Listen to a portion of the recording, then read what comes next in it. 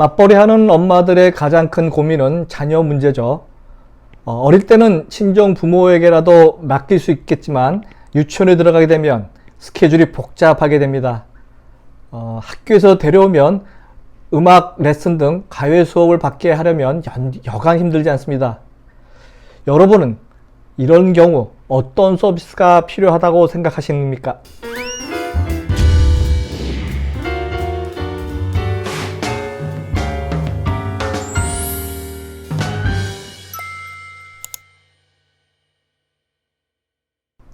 안녕하세요. 유통구단 김영호입니다.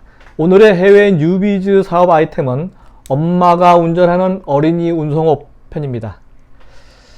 아시다시피 우리나라에도 어린이 운송업은 상당히 발달한 비즈니스죠.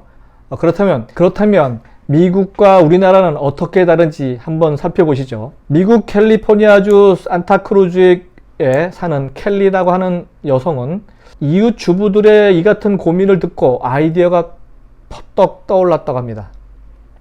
그녀는 주부들의 직장 스케줄이 아이들 때문에 엉망이 될 때가 많기 때문에 아이들이 원하는 곳에 쉽고 안전하게 보내줄 수 있는 방법은 없을까 생각해 봤는데요. 그에 대한 해답이 바로 이 사업이었다고 합니다.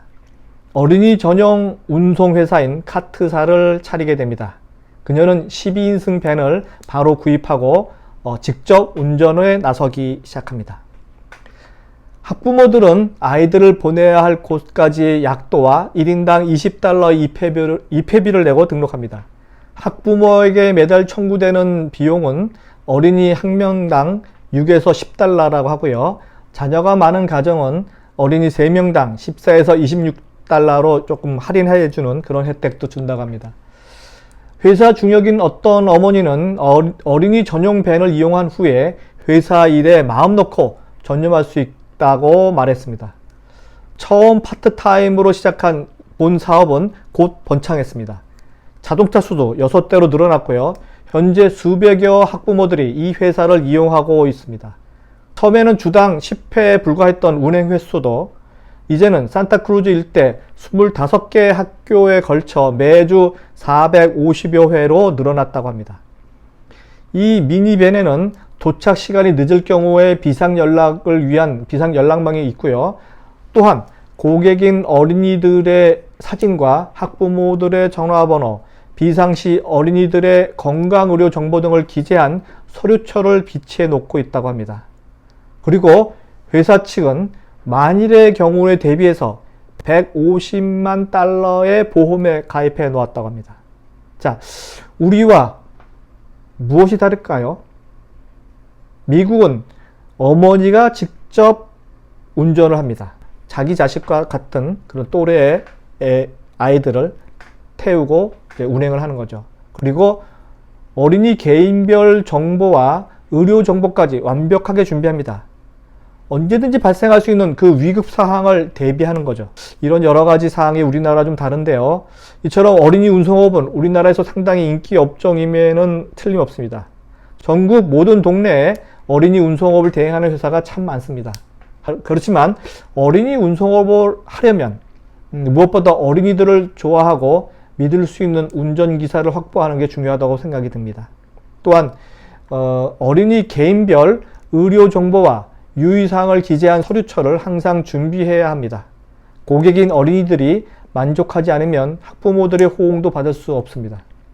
그래서 어린이 운송회사는 운전기사 채용 시에 가장 엄격히 심사하고 지문조회까지도 해야 합니다. 모범적인 어린이 운송 대행사는 밴을 운전하는 기사들을 교사 혹은 보모 경험이 있는 어머니로 짜여져 있다고 합니다. 좀 참고해 주시기 바랍니다. 필요는 발명의 어머니라고 했었죠. 이번 사례처럼 어머니가 자녀를 직접 운송하다 보니까 여러 가지 문제점을 해결하게 되었습니다.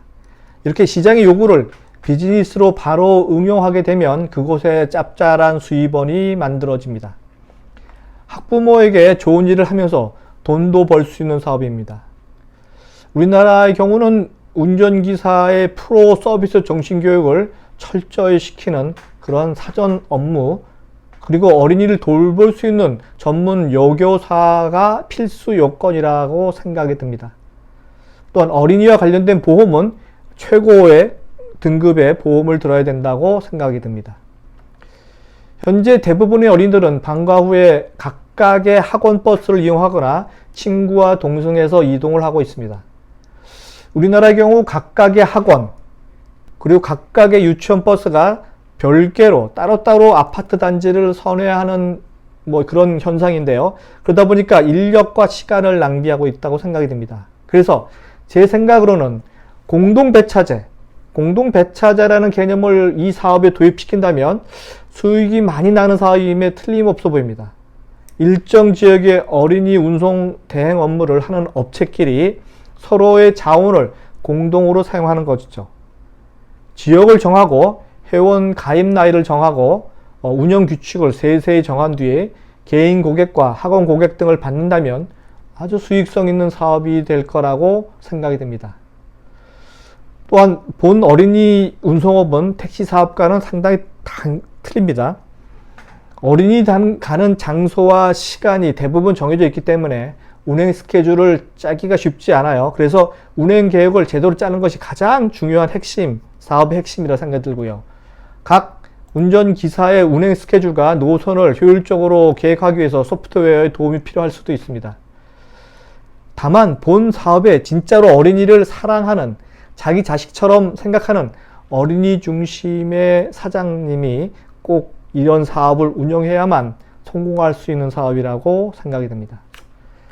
아이를 맡긴 부모가 자신의 스마트폰으로 운행하는 차 안을 볼 수 있도록 앱을 개발하면 더욱더 좋겠다라는 생각도 듭니다. 현재 이런 어린이 운송업을 진행 중인 사업자분들께서 이 방송을 본다면 더 많은 아이디어가 생기리라 생각이 듭니다. 이상은 유통구단 김영호의 엄마가 운전하는 어린이 운송업 편이었습니다. 다음 시간에 뵙도록 하겠습니다.